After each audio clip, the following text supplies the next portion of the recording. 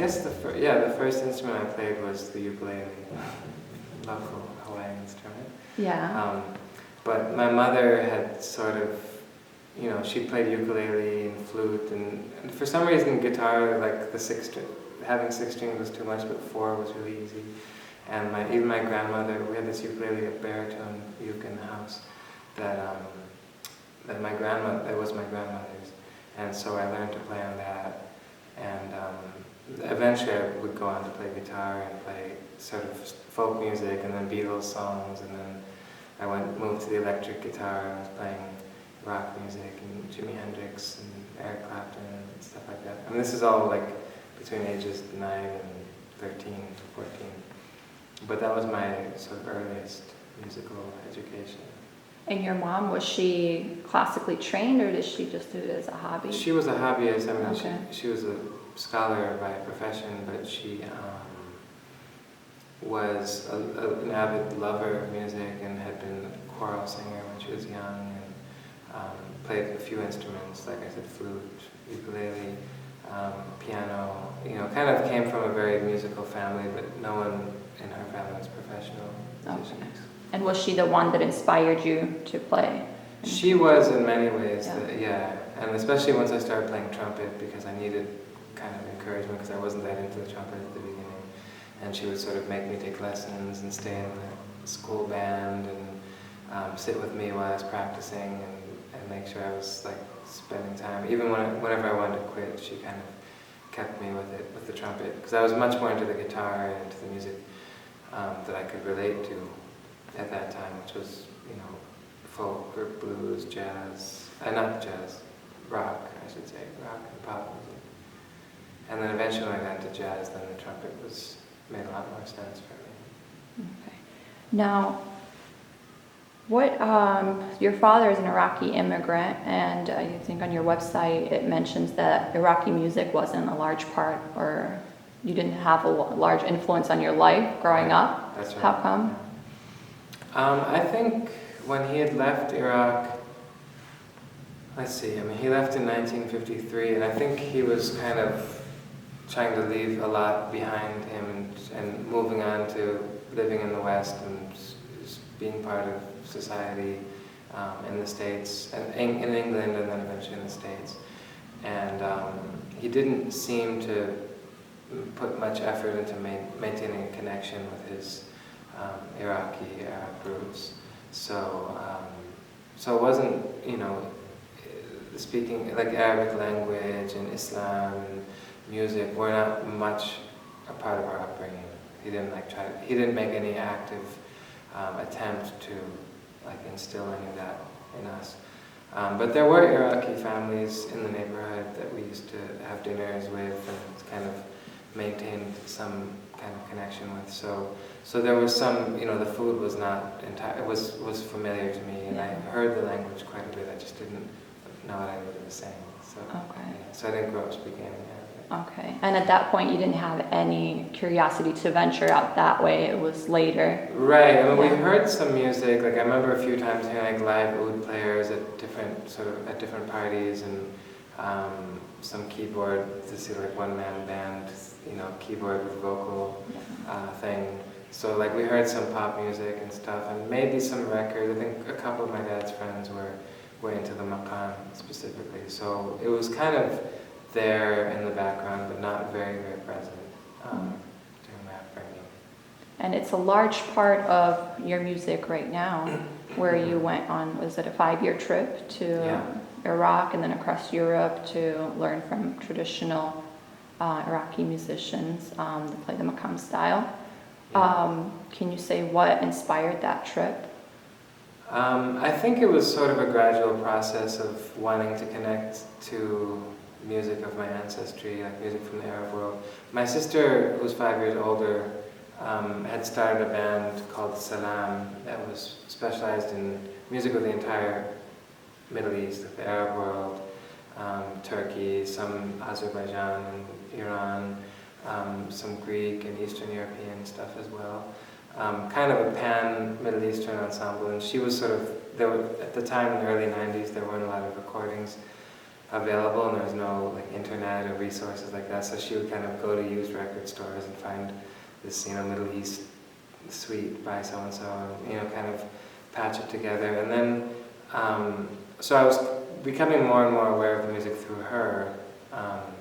She was living in Bloomington, Indiana at the time, the university, throughout the 90s. And then I think when I was around 20 years old or so, she played me a recording of an Egyptian trumpet player. And it took me I had to listen to it 3 or 4 times before I even recognized the instrument, because he was playing it in such a different way, in such an authentic way to the tradition. It just didn't even sound like a trumpet at all, and I never imagined that trumpet could work in this music. So that was kind of when I got my first inkling to start studying, and then I was at the time getting a degree in classical trumpet and studying jazz, but then after graduating college I decided to get more, start understanding more of this tradition. So I went to Egypt, I met with a guy, with this trumpet player a couple of times. Didn't really get a lesson, but just kind of heard him play from up close and got to talk to him a little bit. So that was kind of the start, and then really when I moved to New York, that's when I decided to study the music in a more serious and disciplined way, as kind of a way of having something to offer, because I didn't, in terms of the jazz tradition, I wanted to play something that was authentic to the tradition, but also to who I am. And in order to do that, it sort of required some kind of exploration to my own roots. Yeah. And what was it about the Maqam tradition specifically? Could you explain first what it actually is, and then say what? Sure, yeah. Well, Maqam is a general term that describes the modal system or the melodic system of music throughout the Islamic world, either the current or past Islamic empires or Islamic regions. So basically from Morocco through all of North Africa, the Gulf, the Levant, Iraq, and Central Asia, including Xinjiang province of Western China, and then the Raga of Afghanistan, Pakistan, India, kind of takes on some different properties, but it's still part of a similar system. And in Iraq, Maqam kind of has a more specific meaning. It sort of is a composition, and it's kind of has a beginning, a middle, end, and it's very, very strict in a way, but once you learn all the rules, then you can have all kinds of freedom for variation. And so when you say Maqam, it kind of means much more general meaning, has a much more general meaning. Al-Maqam al-Iraqi, or the Iraqi Maqam, is like a particular genre. And that one, for whatever reason, I started studying Egyptian and Tunisian and different traditions, and Lebanese, Syrian. But as soon as I heard the Iraqi Maqam, I was just like, what is this? I have to understand and when I went to Baghdad, I had a couple of really good teachers that kind of gave me an entryway. And then once I started to understand a little bit of how this it's very composed but improvised at the same time, there's a very kind of a blurred line between composition and improvisation that was really interesting to me. And the emotional content of it was so powerful and so strong, and really spoke to me on a lot of levels. So I just wanted to, it's like every time I learned a little bit, I'd want to understand more and more, and so it just kind of blossomed in that way, and it's kind of falling constantly into a black hole, but a good one. Yeah. Well, it was evident definitely in your performance that there's so much emotion in your music, and especially when you play that. And you mentioned in one interview where, let me make sure that I have directly what you said.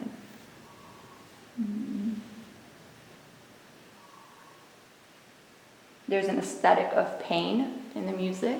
Did I say that? Yes, you did. And I wonder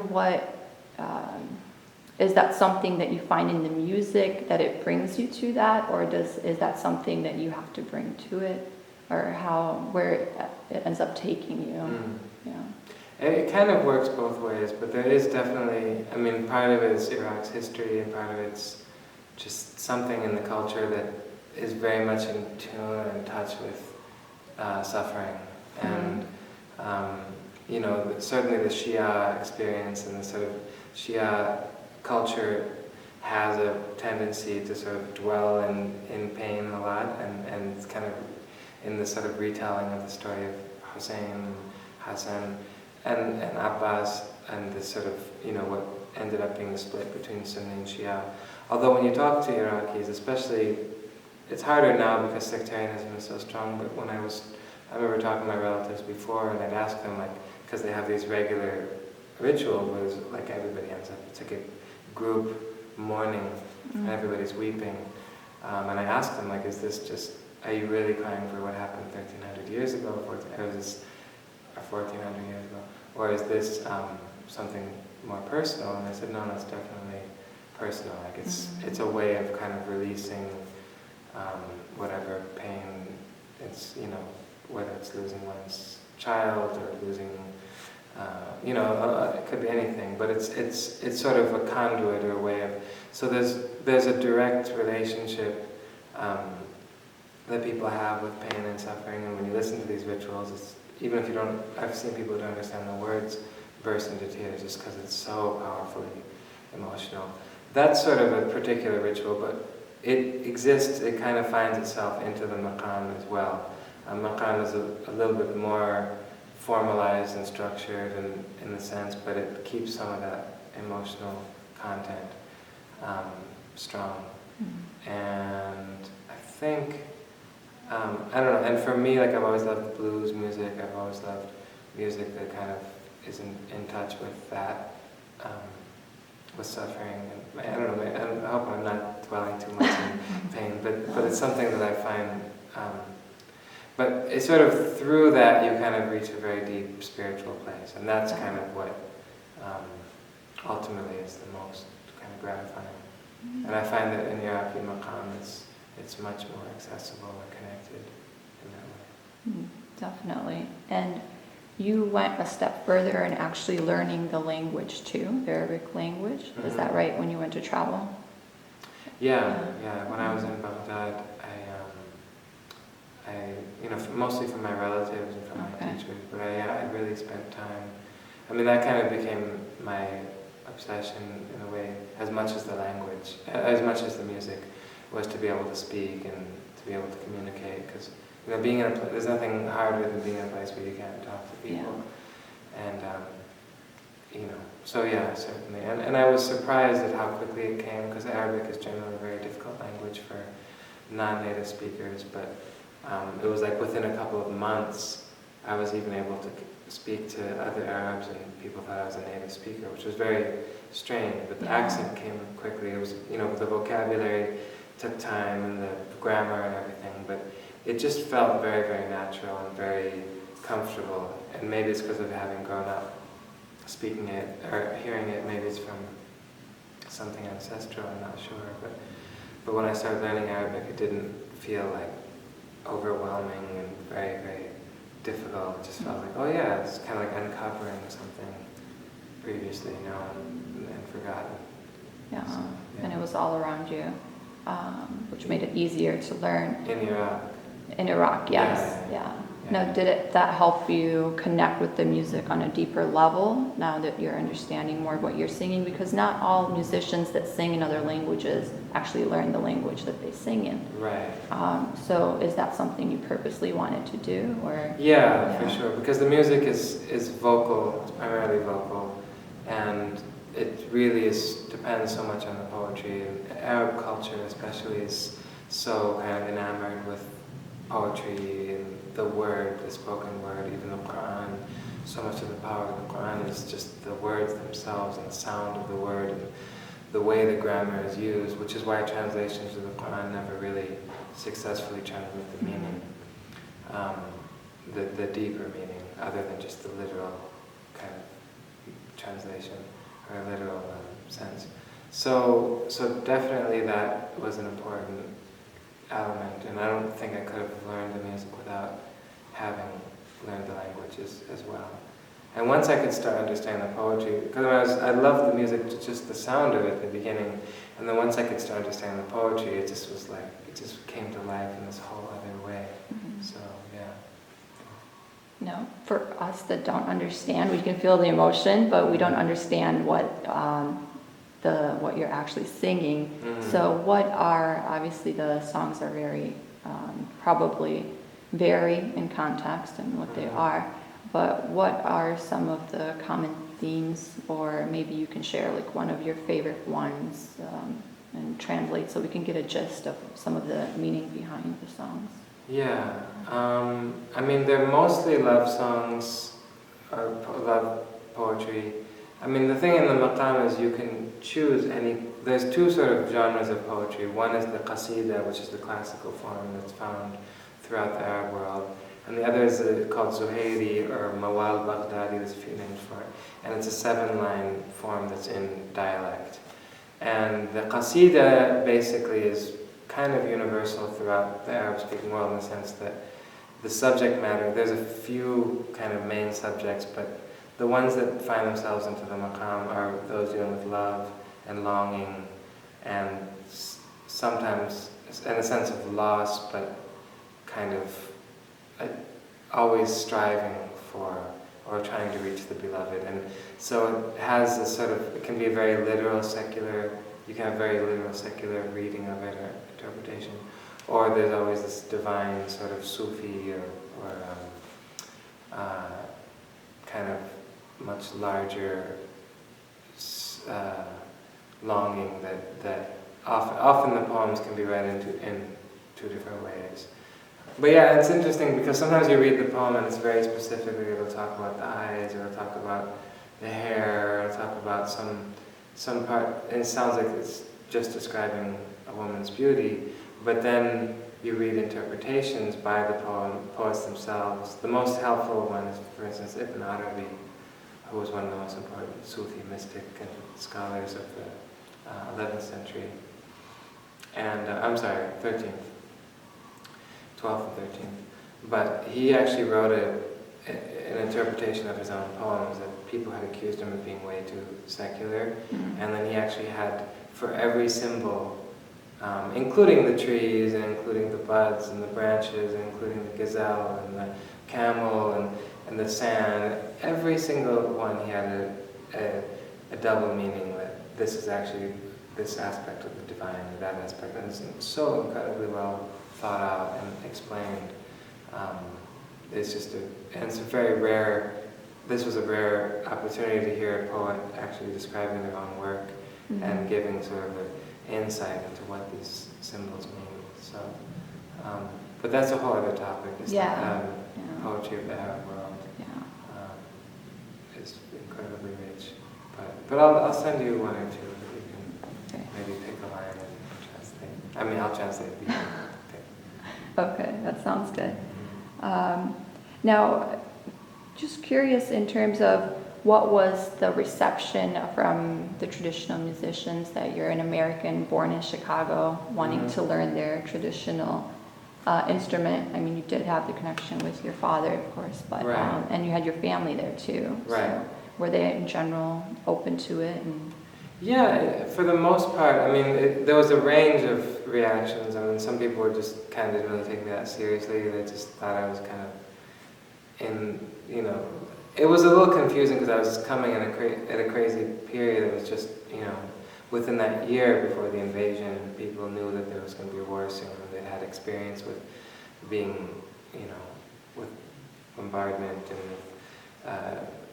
and they'd had now the Iran-Iraq war with the U.S. war and the sanctions and stuff. So, but yeah, there were a couple. I mean, the main thing was a couple of teachers of mine that really took me seriously, and the main one was this guy who wasn't in Baghdad, he was in London, named Hamid Al-Saadi, and he treated me like I was any student coming, any Iraqi coming in, and really, really took the time to, I had recordings of my first lessons, and I sounded terrible. I was trying to sing, and I could barely speak Arabic, and I had no idea how to produce a sound, and the fact that he really took me for where I was and built me up little by little, like, okay, try this, and change that, And eventually, like within a year or so, I actually sounded sort of decent, you know. And then a couple of years later, I was able to start performing and stuff.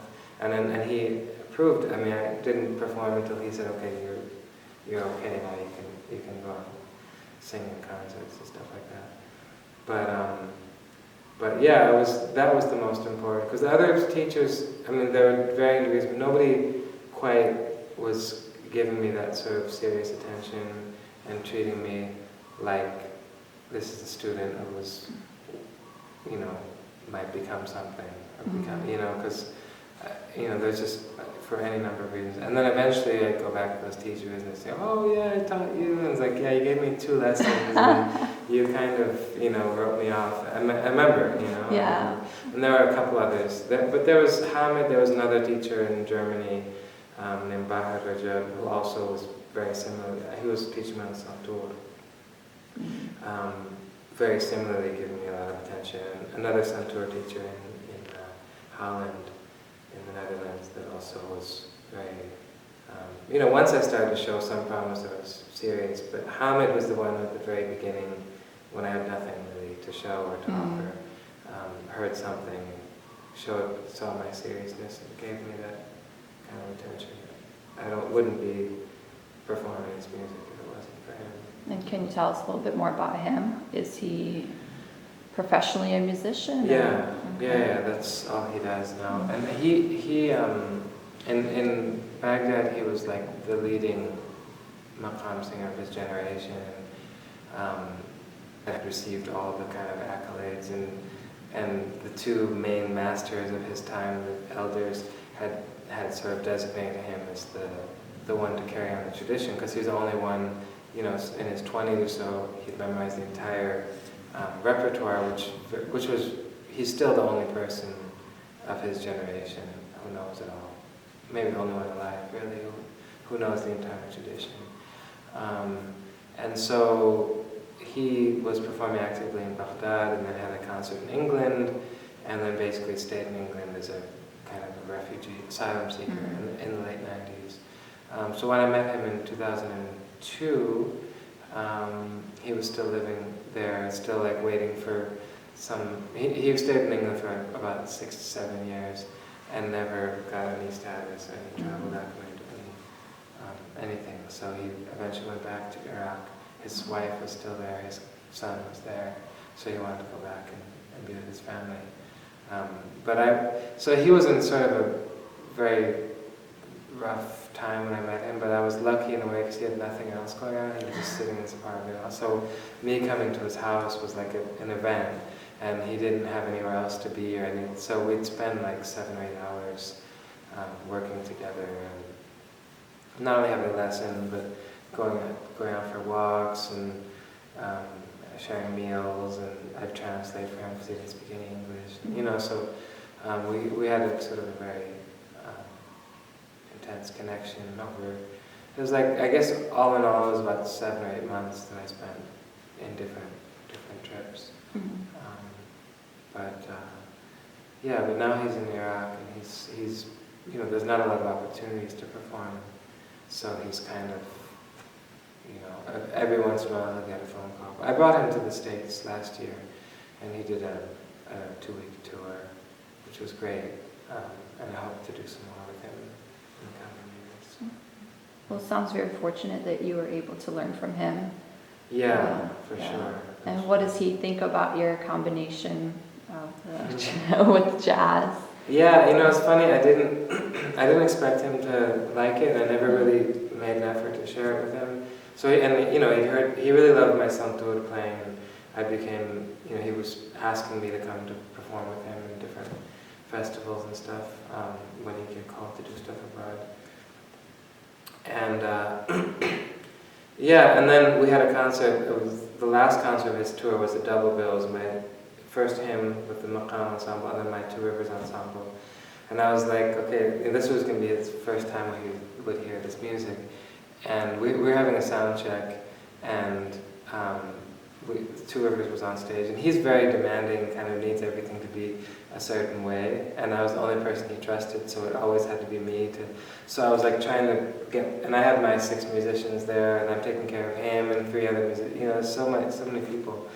But it was like always he was at, so he came up to me and he's like, "Where's this and where's that? And how come the dressing room is too cold and there's no tea?" And there's all this stuff, and what is this combination you're doing? It's amazing. And he was like, really, he was just like, how do you put I can tell every maqam you're doing, and it's jazz, and but it's so much our music. Like he really, like he heard the maqam, despite all of the, the drums and the bass and all this sort of stuff going on. He was like, he's like, this was Hamayun, this was Hajaz Diwan. He was like naming all the maqams that and he really enjoyed it, like really, really liked it.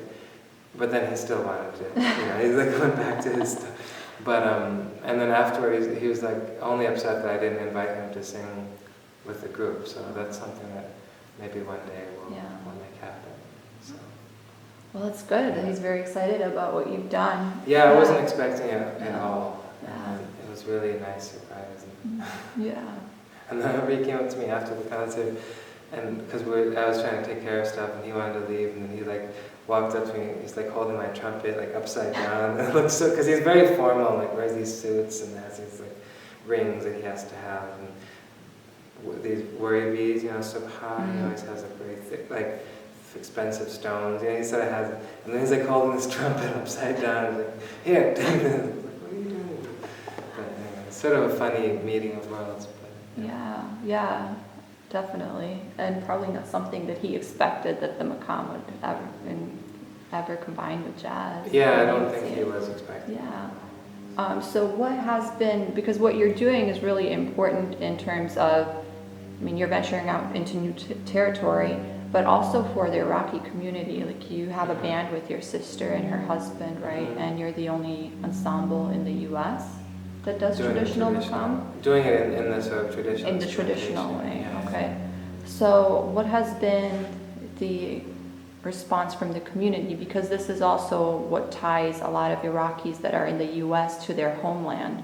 So I imagine it's something very important to them. Yeah, no, we've gotten really, really wonderful reactions from people, Iraqis in the community that, and especially, now and even a few years ago, when times when the situation in Iraq has been so bad, and people, you sort of see a transformation. People show up and sort of long face and sort of just any news about Iraq is bad news. There's very rarely a positive story that comes out, and they're so worried about relatives and seeing their homeland and their youth and their memories just sort of getting wiped away at an alarming speed.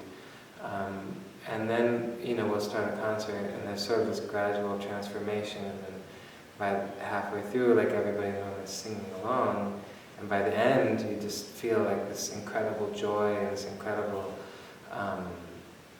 sort of, it's kind of indescribable, the way that, what it seems to bring to people, and I don't credit it to, I'm such a great singer, or my group is so, it's really, but what it is, I think, is just being able to connect to the sound and to not just the nostalgic memory, but actually something much deeper that is, the music is Iraq, it is the culture, it is the people, it is the language, it's the music, it's the stories, it's the history, it kind of all comes into play in this maqam. So it sort of becomes a collective, like ritual in a sense. A concert really feels like, with the Iraqi community, feels like a collective reconnecting to. And the more that they respond, the more I get inspired, and sort of this back and forth thing that happens. Like I learn as much from my audiences. I guess the audiences give me as much as I give them, because when I watch them, I see their response. It actually teaches me a lot about the music too, having not grown up surrounded by it and stuff. So. Okay, and now you're currently teaching also. Yeah. And I'm directing a couple of ensembles at Columbia, Middle East ensemble and 2 jazz groups. But the Middle East ensemble, I'm not focusing just on Iraqi Maqam, so covering Arab and Turkish music in general. Okay. And then I'm teaching Maqam classes at Al for the Arts, which is an Arab cultural center that I curate the music series for as well. So that's sort of off and on, but yeah. That I've looked at some samples of music from your different albums and read some of the reviews, which most of them, they've been very positive and great, and you can see. The negative reviews. And they demonstrate the clear, visible progression of how you're able to fuse it just to the level that you are at right now with your latest album, Alchemy. And according to the NPR reviewer, it is the best one yet in terms of how it's fused together, the different elements. Now, can you explain why you chose the title Alchemy, and from your own experience, how it came about? Yeah, I suppose it's some sense of what I'm doing all the time, but I felt there were a few levels to it. One is just like, okay, Arab music, Middle Eastern, Maqam, and jazz, okay, there's that. And Two Rivers was kind of more about that project, the Two Rivers composition as well as the ongoing project. Alchemy also had to do with like introducing the microtones, like these sort of quarter tones that don't exist in Western classical music or in Western jazz or any other tradition. So it was kind of about taking the quarter tones and working them into the harmonic system of Western music, which may be too detailed, but it was like, you know, because all the chords in Western music are based on using the 12 notes. So I was sort of introducing these other, you know, microtones that aren't in the 12 notes of Western music. So a lot of other possibilities start to open up, and new chords and new harmonies and stuff like that. So that's kind of where the idea started. It was less about merging maqam and jazz and more about something very musical, something in that sense. But yeah, I guess, and it sort of also again connects to my name, Saffar, which means coppersmith. And this copper is also, it's an alloy, and so like kind of, I mean, it's always mixed with it's always a combination of 2 or 3 different metals when they make, with what they do to make copper pots and pans and all this stuff. So that was kind of something else that I've been thinking about as well. And I don't know, I guess Alchemy is it's kind of an irresistible title at some point.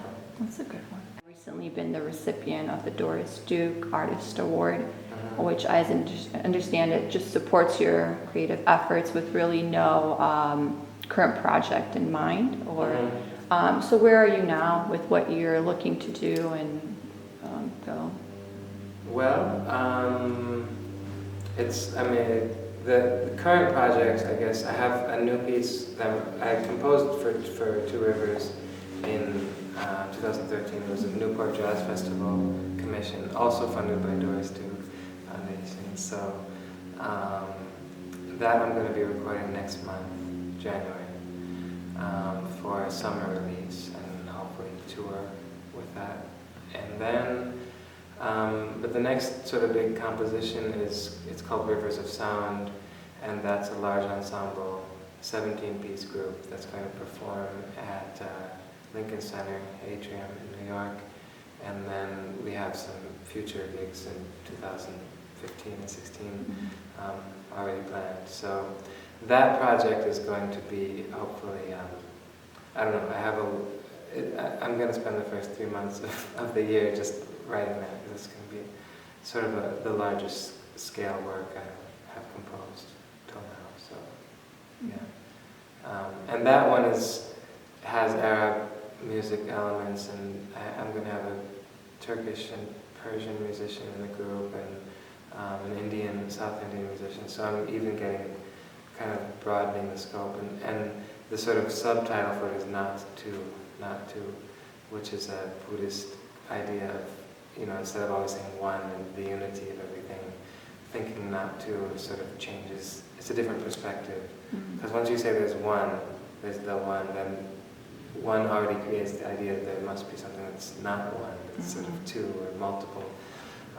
Somehow when you say not two, you're sort of seeing both things as, it's just another way of understanding the unity of things. And I think the more I've been getting into Maqam music and into exploring ways of combining it with my understanding of jazz and Western classical and all of my other background, the more I find that they're really not so separate. It's not so much fusing two really disparate traditions, like two different planets or something, but there's been a history of back and forth of sort of give and take between the East and the West, this sort of misnomers that are eventually, I think these ideas are hopefully crumbling eventually, but this sort of idea of the Orient and the Occident and this Orientalism that, Edward Said was the first to really explore in great detail in literature, but it also exists in music, and this sort of exoticizing of the Oriental culture and this and that, and sort of thinking of it as so different, is also part of what has fueled or has allowed for what we see in political and military, and sort of there's almost a dehumanizing element that comes into play. And at some point, I think it's really upon us to recognize the inherent unity that is in all of us, and across cultures, and really, and so for me, music is my way of exploring this stuff, and I find this phrase is from Maqam. You actually hear it in Baroque music, and Bach's counterpoint, the pieces, the elements of what he's using aren't that different from what I hear in Arab music and Maqam music.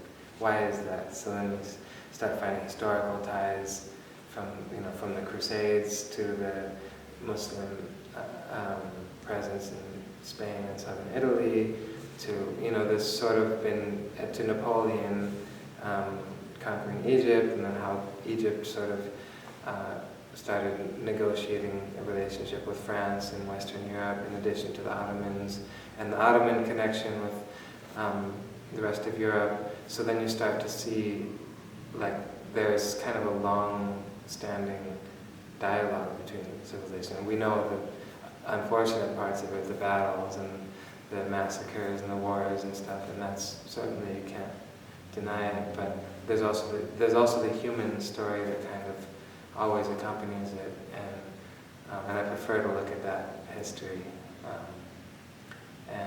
and ways to kind of shed more light on that, and maybe encourage for more interaction and more exploration of that in that way. So, yeah. What was your question? I think I got really far off topic. But it's interesting in that the music transcends all of those things, and as you mentioned earlier, you're going to be collaborating across spectrums in terms of from different countries, and you're able to see the kind of the basics of components of the music in other cultures, so you can see it for what it is, and then transcend those different barriers. Yeah, because really we're dealing with sound, and right. Sound has something universal in it, and cultures, all have their different takes, different ways of using basic sound, but really I feel like there's just, I think it's just one big note, one big sound, and then we're just picking and choosing what frequencies within that we want to emphasize.